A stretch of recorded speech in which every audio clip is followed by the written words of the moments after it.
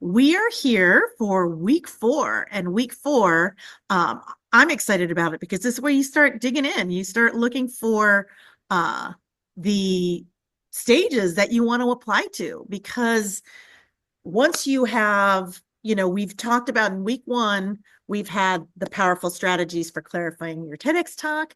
Week two, we had the three of the most successful TEDx storytelling frameworks for an unforgettable talk. Last week was all the insider tips for crafting a TEDx application that gets you noticed. And then the last one being three hacks to finding the perfect event.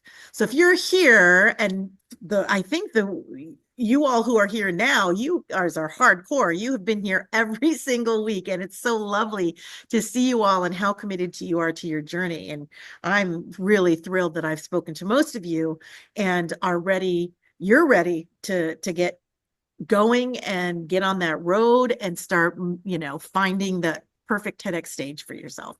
And that's what we're going to cover today. So just so we have a little sense of what is the TEDx journey, let's talk about, the people who are here are those who want to be on the TEDx stage. You've probably been dreaming about it for a really long time. You probably had people tell you you should really turn your story into a TEDx talk. You want to raise your visibility because you've got a very powerful message that are going to help people. So you have this real need to share it.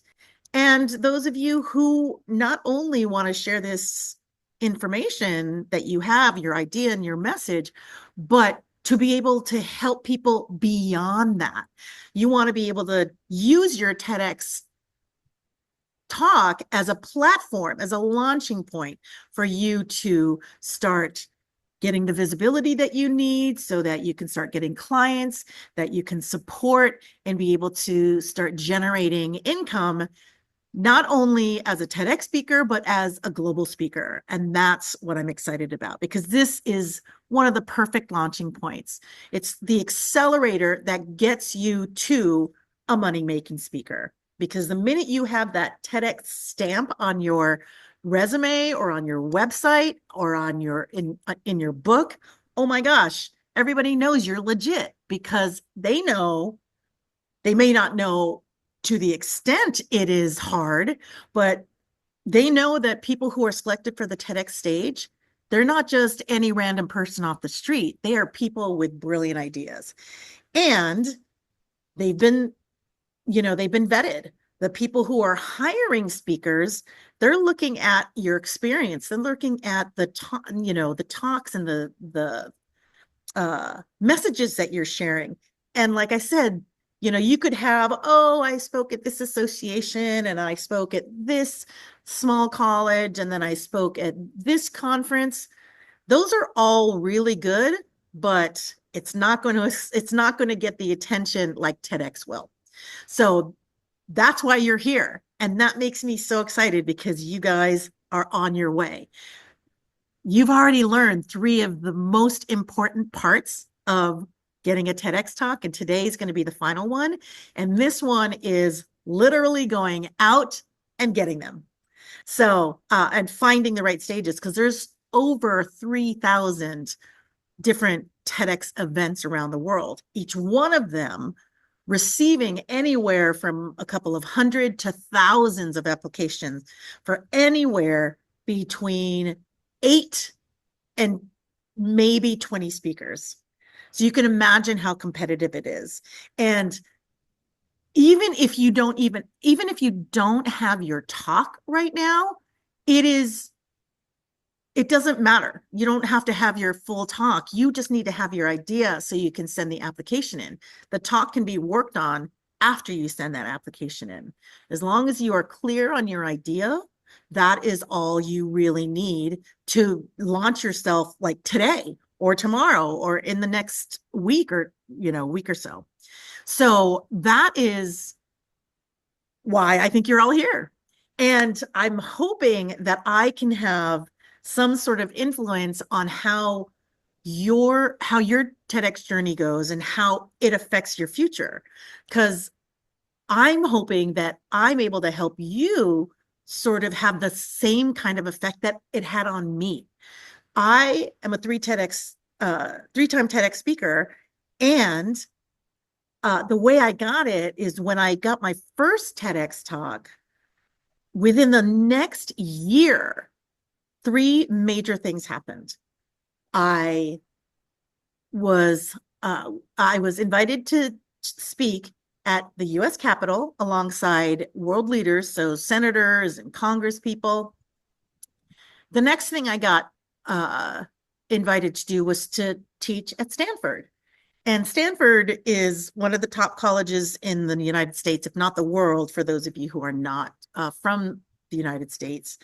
And I don't have a college degree. And here I am speaking and teaching at Stanford. And finally, I got two more TEDx talks. I mean, it completely changed the trajectory of my life. And I'm hoping it does the same for you. And that's the reason I'm doing these workshops, because we need people like you on the stages. Everyone in this room right now, you're all women. And we don't see enough women on influential stages and influential platforms. And this is one of the fastest ways that you can have that influence. So there are other people in the world, obviously, who've gotten TEDx talks who have completely catapulted their brand. So I think the people that you might be most familiar with. Lori, great, thank you. Oh, good. I'm so glad that you are doing you're crafting your 30 minutes, you're crafting your talk after our 30-minute session. That makes me so happy. So one of the most famous TEDx speakers, not even the TED stage, because TED is a different stage. It's the main stage, and it was the original model. TEDx is a stage where they use all the TED criteria and the TED standards, and they're independently organized. So the people who have had TEDx, who have been on the TEDx stage and just exploded, were people like Brene Brown, The Power of Vulnerability. Then there's Simon Sinek. He was the one who crafted or coined Start with the Why. Now everyone uses it for every single sort of topic, for every single goal, for every single marketing strategy, all of those things. And both of them started out as TEDx speakers, not even on the TED stage. They both command anywhere from $100,000 to $150,000 a speech. So that is definitely something to aspire to, right? Oh, Lori, you got a referral to a TEDx organizer. Oh, that's fantastic. Oh my gosh, that's fantastic.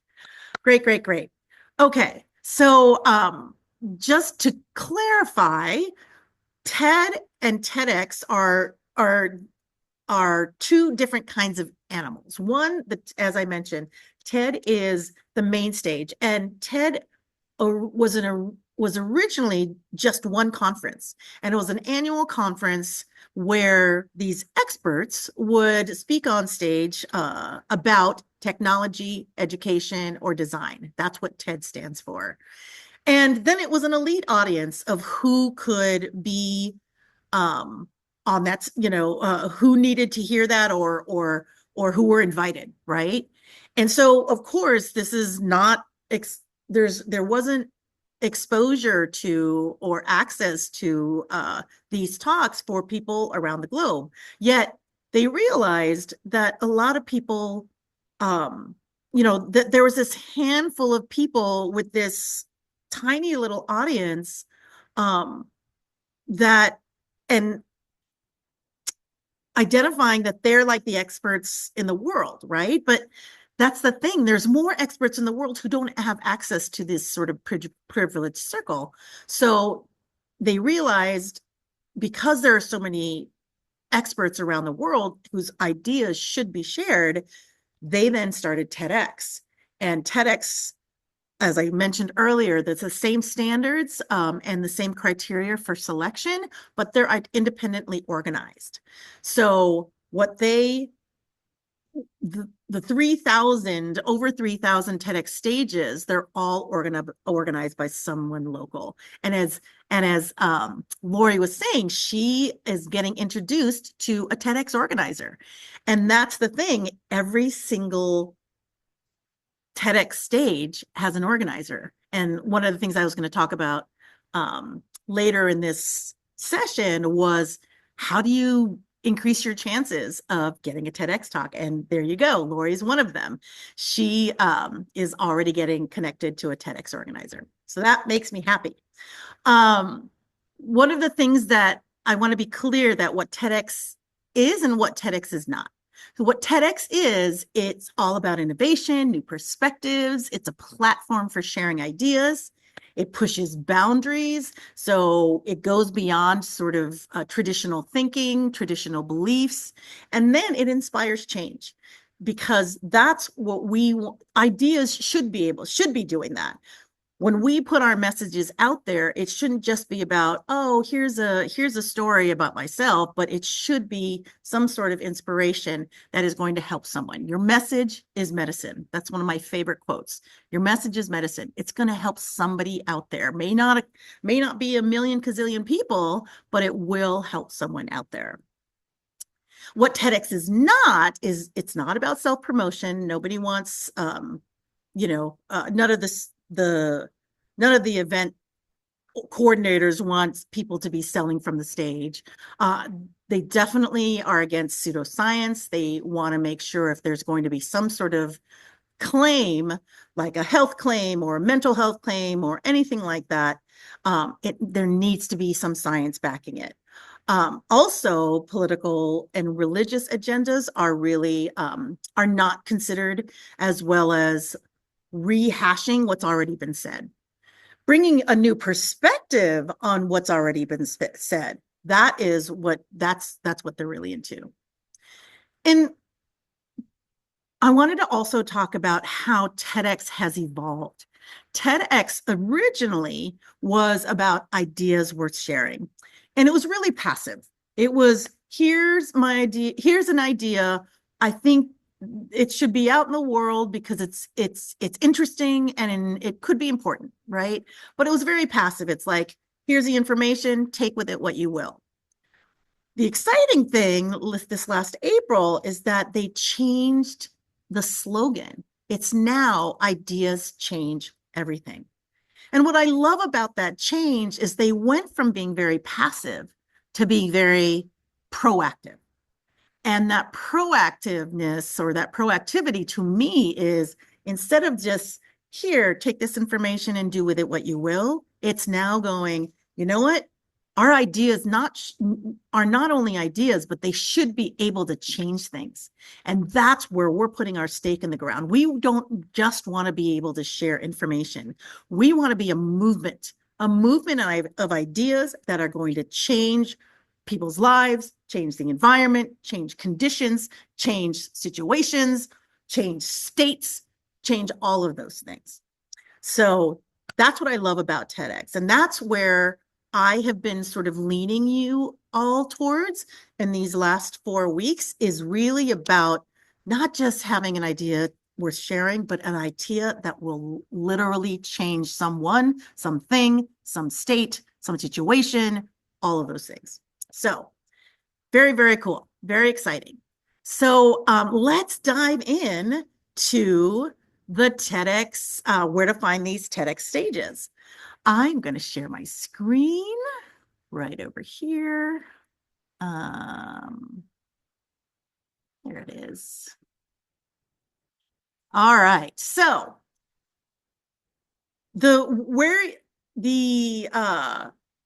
whenever you see TEDx, you're always going to see a TEDx blank.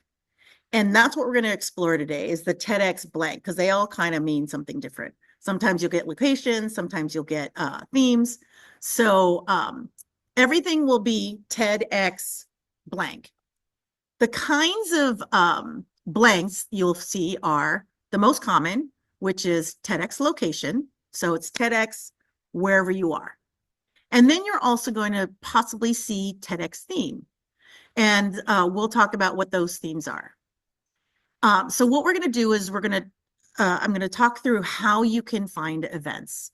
So there's going to be the location versus local. I'll get a little more clear about what the difference is between location and local. There's institutions, because there are institutions that host events. And then theme. That's where you're going to probably be the most competitive, is when you look at the theme that is, and if it aligns with the theme of your talk. Okay, so let's talk about location versus local. So here you have Brene Brown. She's at TEDx Fort Worth. So that's the location. The location is where it's being hosted. The thing about these, why I call them locations versus local, the ones at locations, they can be anyone from anywhere. So anybody, like I'm here in California, I can apply to something in Spain, right? These are the location-based events. They can receive applications from anywhere in the world, and they will select their speakers from anyone in the world or anywhere in the world. Why I call this local is there are some talks or some events that will only host local experts. So for example, San Diego, who I think one of you guys here is from San Diego. San Diego has a TEDx San Diego event, but they only host local experts. So that means if you apply, you either need to be living in San Diego or have some sort of deep relationship with San Diego.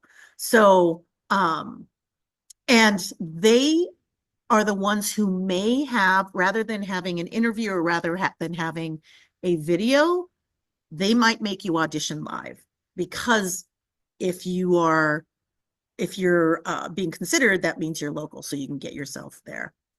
So that's the difference between location versus local. The locations are generally standard events. When I say standard, that means it's just the type of event that it is, you get a bunch of speakers and you have an audience, and it's usually an annual event.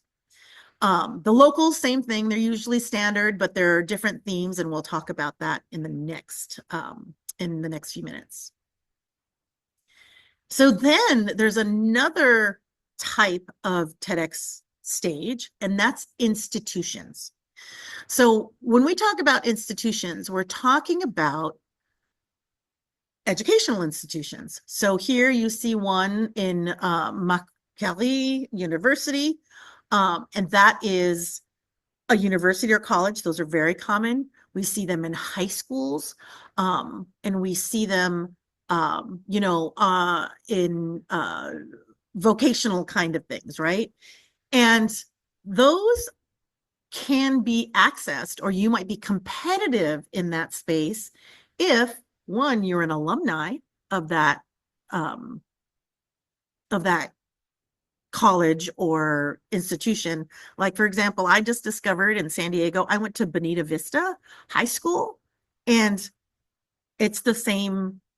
They are actually hosting a TEDx talk. So if I wanted to pursue one, that might be one, because I'd be much more competitive. It's, I think the storyline around graduating from this high school and then achieving all these things, that I think makes me a little bit more competitive. And it makes me, it makes me stick out. And I would frame my application that way, right? What I learned at what I learned in high school, I was able to take that, and all of a sudden, boom, I achieved all of these things in my life, right? And here's the message I want to share with your students. And so the educational institutions are good if you can, maybe if you look back at where you went to high school, where you went to college, where you got your master's, wherever, you could actually look at those, because they will often, I'm not going to say they always do, but they will often look at alumni. And that's always a fun thing to be able to do, is go back to your college or, one of your educational institutions, and be able to share there. Then there are libraries. So that could fall under educational institutions too, but are they well FEB-guarded. I don't know what that means, Connie. I think that might have been a typo. Sorry, are they well regarded, the educational ones? Oh, absolutely. Oh, yeah, yeah, yeah. They are definitely.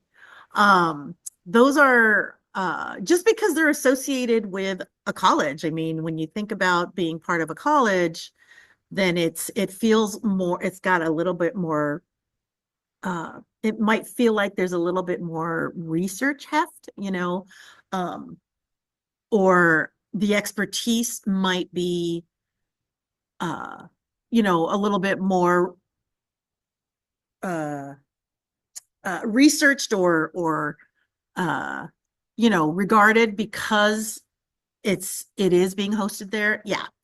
Then there are libraries. So these are kind of the smaller ones.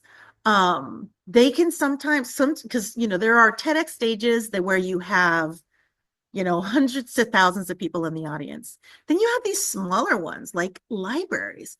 They, sometimes there are TEDx events or TEDx salons where it's a small room and somebody is, or in a library perhaps, and somebody is giving a talk and there's only a handful of people there. The salons are sort of these conversational ones. You give a talk and then people in the room are conversational. And some people will want those because one, they might not be, ready to be on the big stage, but two, it's still a TEDx talk, right? People may not know there were only five people in the audience, or five people in the room, but it's a TEDx talk. And no matter what, you still have that stamp. So libraries are places that you see them. And then you see them actually in businesses. Sometimes there are businesses that will host their own events. These are a little harder to get into unless you are part of the business. Maybe you're working for a company and they might be hosting them and you could pursue it. But those are sort of the kinds of institutions. The ones that are most popular, of course, are the educational ones. The libraries and the businesses, I went a little like that's super minutia, right? Not many people go and pursue those. They're much more likely to go for educational institutions. Okay, so then there are event themes. So the most common themes you'll see out there, there's going to be two types of things we're talking about. We're going to talk about event themes and annual themes. So the event themes you might see and might be relevant are TEDx Women. So that's going to be, focused on women issue areas. However, it doesn't mean that only women will be speaking on that stage. I did TEDx Bay Area Women. That was my third one, and there were men on that stage as well, but they were all relevant to women's issues. So there's TEDx Women, same for TEDx Youth, right? They definitely are trying to feature youth with ideas, but they also will bring in adult speakers who have something that will benefit the youth. That is, our messages that the youth might, it might be useful for them. Then there's TEDx Ed, TEDx Educate, and that stands for education.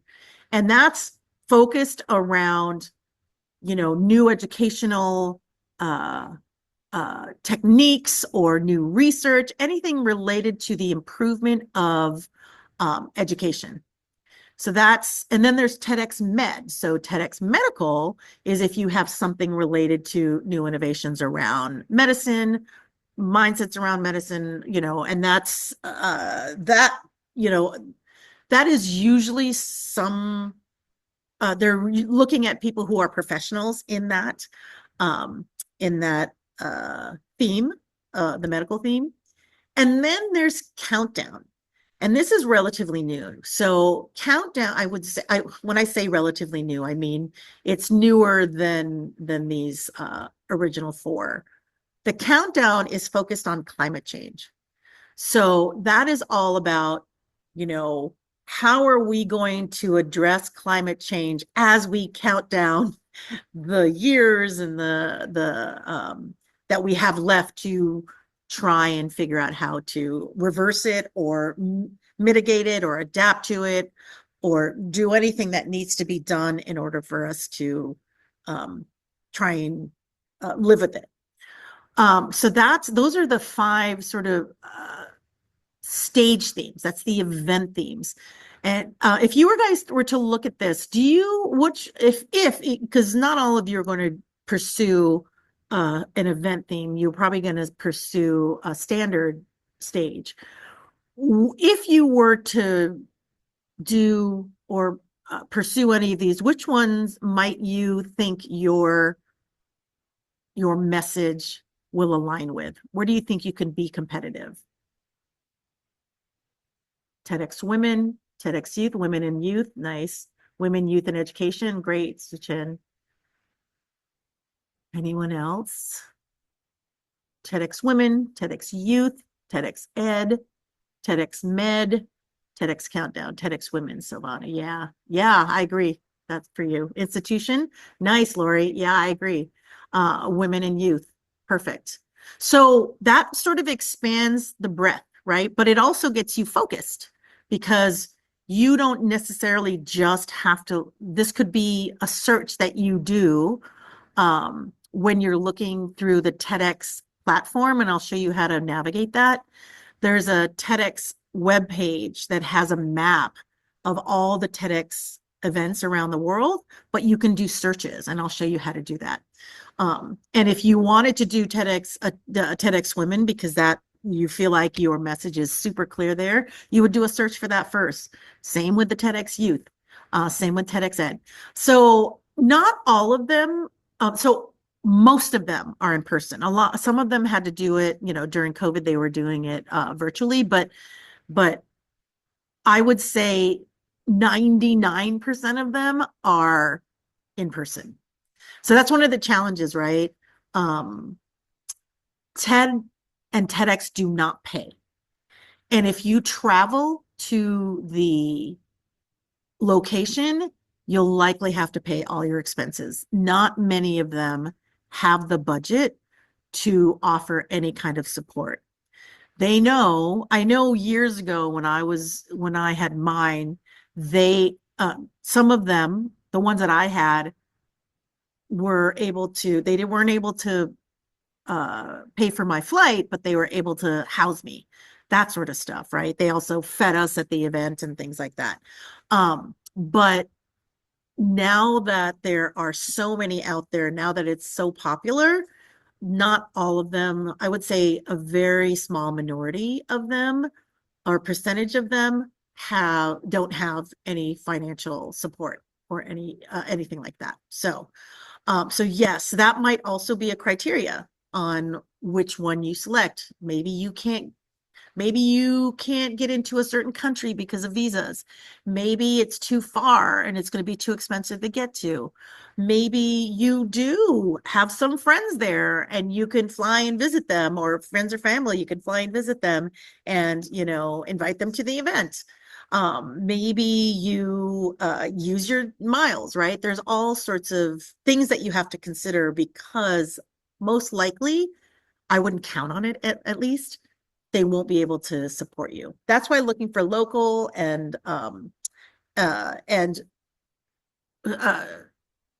events that are close by, that are drivable, that's probably the best option for you if you can't get yourself to another further location. Did that answer your question, Connie? Okay. All right. So that's the event themes. Now there are the annual themes. This will help you hone in even more. The annual themes, all of the TEDx events will have a theme every single year. They change it every year too. So let's say, San Diego one year had Connecting Through Change, which is the first logo. And then the following year they had Reboot. And the following year they had Branching Out. These are all, that's what the event planners will do. They'll change it every year because it really focuses the theme, or it really focuses on what they're looking for, right? If it's connecting through change, then maybe they won't be doing they won't be looking at an application that has a new technology that is teaching you how to have better health, right? That might not be something that they would be where that particular talk would be competitive. And so that might also help you hone in on which stages to apply to. Because if you're not in alignment with, even if you have the best talk and the best idea, if you're not in alignment with their theme, then you won't get selected. I had a friend of mine, she was applying to one that was very close to her. She could drive there from her house. And you would have thought she would, you would have thought that she would be a competitor, but her talk was about entrepreneurship in, a certain, about entrepreneurship, a very specific element of entrepreneurship. But their theme that year was about their Ukraine and what's being done in the Ukraine, right? There was no link there. No matter how great her talk was, there was no way she would not have been competitive at all. And they told her that, right? They said, we can't accept you. Our theme this year is about the Ukraine, right? So that's another reason why you can start shedding your list, right? Let's say you have a list of 100, one of the, that are places that you want to go to, or universities that that you're associated with, or institutions that you're associated with. So ways to whittle it down are through the event theme. So whether that be TEDx Women or TEDx Youth, or just a standard TEDx, and especially the annual themes. So these are, sometimes you will find when you're doing searches that they will be hosting an event soon, but they won't have a theme yet. Sometimes event organizers, I'm not saying all of them. In fact, I would say a very small majority of them, but it's not. It's rare, where they will come up with the theme after they've sort of looked at their pool of talks that they want to feature, and then they'll compose the theme. I would say that is a very, very, very rare thing, but they will likely have a theme eventually, right? Then there are others whose theme is going to be announced at a certain time. So, you'll probably, it'll likely be announced. Once it's announced, then it'll be open for applications and stuff. So, thinking about what those themes are, that's going to be helpful. You might, and then there are going to be stages or events that, if you're doing your research, sometimes you'll find that they have an open application. That means they're looking at applications all year round, but they may not have. That's another reason why they might not have a theme, is because they're always looking at applications. There are, most of them, I would say sort of equal. Some, a lot of them are open. And there's a few reasons for that, and I'll talk about that in a sec. And there are those who have deadlines. So the deadlines are the ones who already have their dates and, are actively looking for some. The ones that are open, that sometimes they won't have an event. I'm not saying that they will, but I'm not saying, well, sometimes they won't have an event planned yet. So, but they are collecting applications. So you might not know the date of their next event. It is still worth applying to those open ones, and you could look on their websites and see how often they do them. If you see a website that says, our 2023 theme, our 2024 theme, our, 2025 is not announced yet. then you know that they do them annually. When you go to sites and you see their last one was 2023 and their one previous to that was 2021, then you know they do it every 2 years. Some of them, they aren't regular. Sometimes you'll get a 2021 and then a 2024, or, you know, maybe they did something in 2018, then 2020, and then 2024, right?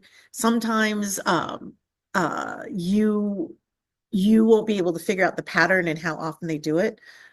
If you do find one that you think you would be really competitive on, or not based on the annual theme, but based on the location or based on where you want to go. If you can find the main organizer, you could either, and sometimes they'll have the email on their webpage.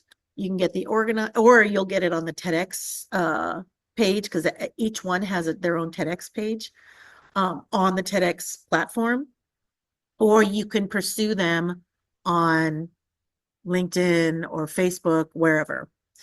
So that is what you want to be looking at for the annual themes. So anyone have any questions about the annual themes, the event themes, and the other kinds of stages before we move on? Okay. All right. So here's how you can increase your chances. So Connie already increased her chances by having a friend of hers introduce her to an organizer. So the thing about TEDx is that they love building communities. There are some TEDx stages that will only have one event a year, and then there are others that will have more. Some of them will have, you know, smaller events that are salons, and you know, they're not only people presenting, but there's also conversations around them. When they plan the main events, they usually will have breaks after every few speakers, so that that people will have the opportunity to talk about the talks that they just heard, or network. Sometimes there are events that will actually give you prompts before you go out for the break, so that you have these conversation starters for, you know, whoever you meet out there. And I remember definitely two out of the three of my talks, they would do that, right? They had, like, every 3 or 4 speakers, they would then have a facilitated conversation outside. When I say facilitated, I mean they just were given prompts and they were invited to have these conversations. So they love community, because part of what they want to do is not only bring people together, but they do want to have meaningful discussions with people who live close by, who have the same interests, because that brings people together beyond just the TEDx talks, right? So, like I said, some of them will have networking events during the year. Some of them will have salons, the smaller ones, during the year, and things like that. So join a community if you can, especially if it's an event that you want to speak at. This is a place to network with the organizers. It's a way to learn a little bit more about what their goals are, how they approach the selection, etc. Then you want to, you know, look at your network. That's what Connie did. She looked at her network, she found someone who was an organizer, and now she's getting the introduction. And if it all aligns, where her talk is aligned with their theme and she can get there, I mean, there you go. She's already probably be the most competitive she can be on compared to other stages. The thing about your applications as well, I wish it was me, but it was Lori. Oh, sorry, Connie. Lori, yay, Lori. I keep saying that about Connie. Sorry, Lori. It's all you, yay. The thing about using the network and then maybe you'll find that the theme is not completely aligned with what you're saying. There are ways to try and spin it or try and align it with it so that you are more competitive. Um, and that's what you would do in your application. And then of course, viewing past talks, especially the talks of stages that you actually want to be on. Viewing the past talks will help you go, oh, they really like this kind of speaker, or they really like this kind of theme, or they really like this kind of idea, right? It's, and I would advise this if it was a stage you really, really, really wanted to get on. Um, and sometimes there might be a stage that you want to be on, and then you'll look at the speakers and they're all, if you're not an academic, maybe they're all academics, right? They're all like professors or doctors or whatever, and maybe your idea is not as you're not of that ilk, right? That doesn't mean you wouldn't be considered. It's just that you might find that you might not be as competitive, right? So those are the reasons to look at view past talks. So any questions about any of this right now? Because I'm going to review what we've gone over these last 4 weeks and show you how you are ready to dive into your TEDx journey. Any questions about how to find and select and strategize? How to look for maybe you're still getting to this, but do they ask if you have a website? And if so, so no. Well, some of them will, but it's not a deal breaker. In fact, a lot of speakers who are professional speakers don't even have websites. You don't necessarily need to have one. In fact, a lot, I'm not going to say a lot. I'm going to say many of these events or these organizers will actually select, they don't mind if this is the first time you've ever given a talk. Because as I mentioned in the past sessions, they have, not all of them, but many of them will have speaker coaches. So once you get selected, you may have a talk ready to share with them, but you're going to get coaching. They're not going to write it for you. You have to have a talk going in, but they're going to help. They're going to coach you. And there might be some adjustments in your content. There definitely will be support around your presentation, but you might find them doing, some providing some recommendations for editing. So as I was saying, they don't necessarily need you to have a website, because some of you may not even, some people might not even been on stage before. So, and they like that. They like to be the person who, the event that finds that brilliant idea that's the next Brene Brown or the next, Simon Sinek. They would love to be that, right? And so if you've never spoken on stage and you have this brilliant idea that's just going to go viral, they want to be part of your story. So, and then you'll also find on these applications, they want to know if you've given talks before. If you haven't given, like for me, I would be, if I was going to go applying, I probably wouldn't be competitive on so many stages, because they want to feature people who haven't had multiple TEDx talks, right? So some of the application forms I've seen ask for media links and can't submit because it will keep saying the category needs to be completed. What about those? So if you have, I would put LinkedIn. I would just put your LinkedIn there for now, right? So that might be an indicator too, Lori, that they probably want, they might be looking for people with a little bit more experience. But what I would do, because it's looking for a link, I would just put my LinkedIn there. Because that's a media link, right? You could also put, if you have a Facebook page that will that shows your expertise too. That's actually not a bad thing. Okay, I've spoken to Cambridge University and University of Calgary. Okay, great. That's great. And that's wonderful because I think you're in Alberta, right, Lori? Yeah, you're in Calgary, right? I think we talked about that. Okay. Um, okay, if no one has any other questions, let's just go through what we've learned these last 4 weeks. You guys are all hardcore. You've been here with me every week. Yes, but it was in the UK where I also spoke. Oh, got it, got it. Okay, so what you've learned. First week, we talked about the 3 powerful strategies for clarifying your TEDx idea, and I went through my framework of idea, which is impact, depth, engaging universally, and action oriented. So your idea were all those 4 things. Week 2, we covered 3 of the most successful TEDx storytelling frameworks, and that was the Pixar, the problem solution, and the nested story.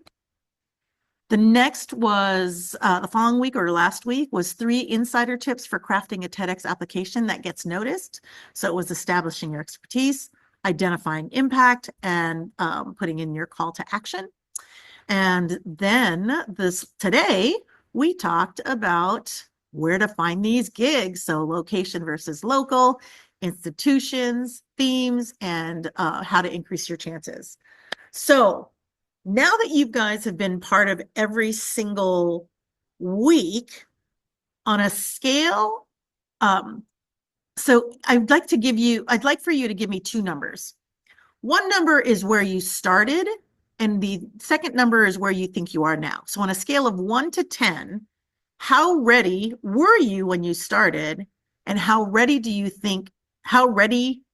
are you now after going through these 4 weeks? Started at 4, but now a 9. Yay, Connie. Excellent. Anyone else? 7 moved to a 9. All right, Lori. Woo woo. Oh my gosh, Chen, 0 to a 9. Woo woo. That's fantastic. Holy moly.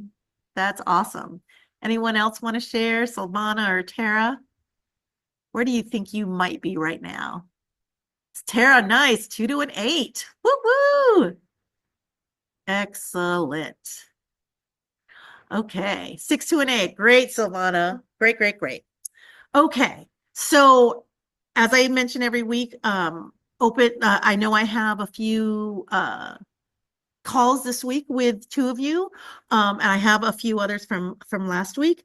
If you want to be put on a waiting list to see if I have any more time to meet, if I've already spoken to you once, I'm happy to put you on a waiting list if you just email me, just because I don't have, because I was limiting it to 5 people every week, and I'm already almost at that. And so even if after this meeting or after the replays are done, then I'll be able to possibly open it up.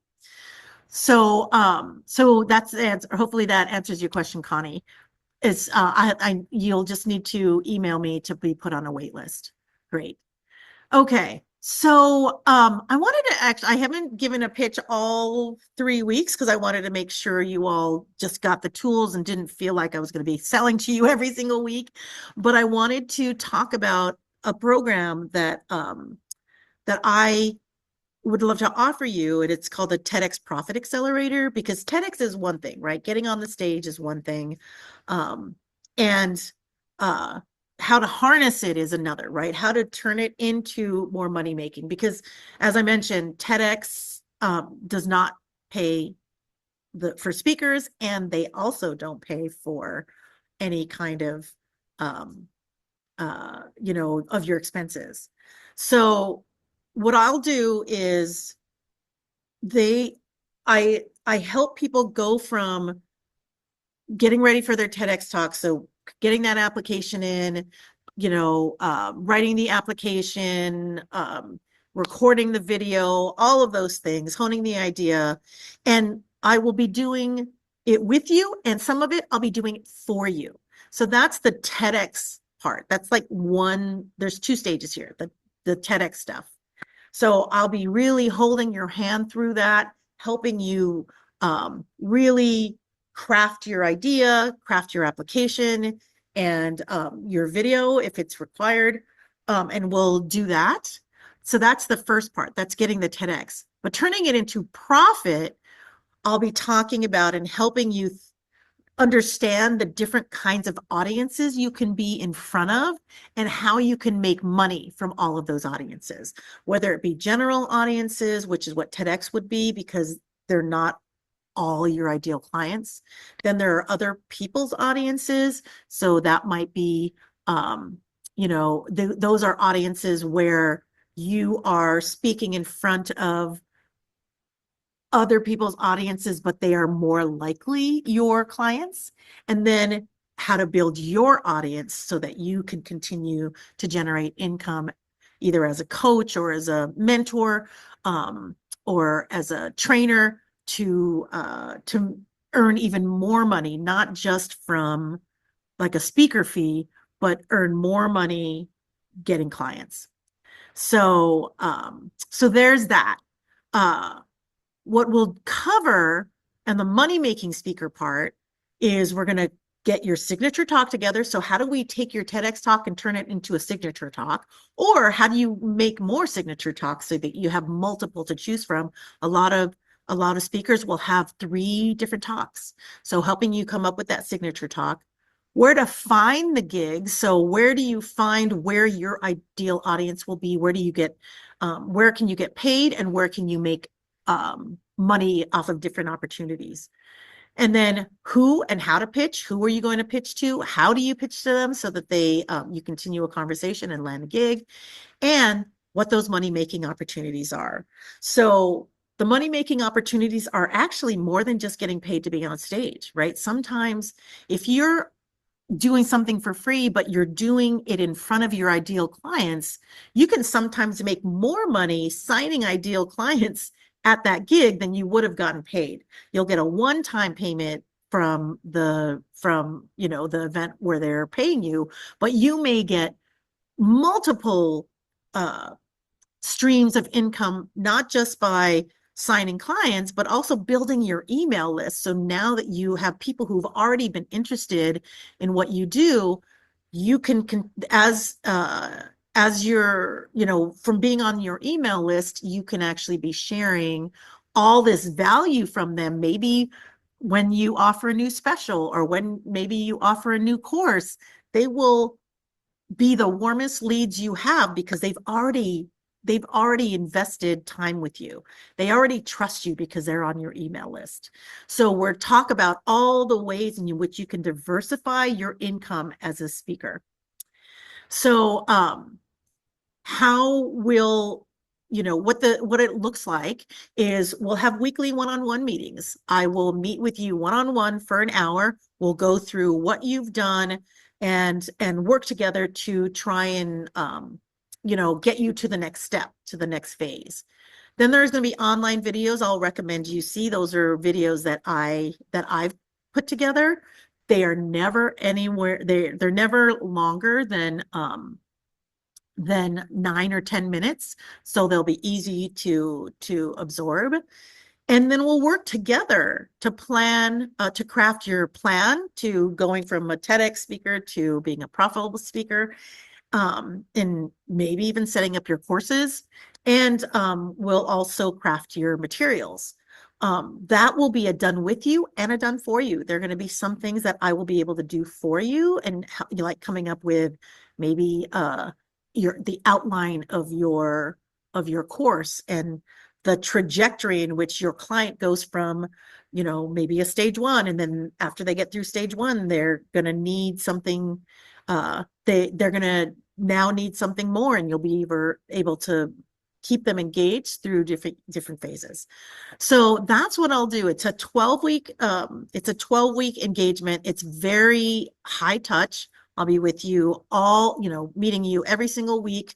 We'll be working together. I'll be doing some of it for you so that, at the end of 12 weeks, not only will you have some TEDx applications in, because it'll take time for you to get a response. While we're waiting for that response, we'll also be strategizing how you start using your message and turn it into a monetization strategy. All right, great. So that's it. So if you haven't booked any time, and for those of you who have booked time, email me, or I've already met, email me and I'll put you on a wait list. For those of you who are watching replays, you can book with me TEDx to have a breakthrough call. We'll spend some time really honing in on your idea and coming up with a mini plan for you.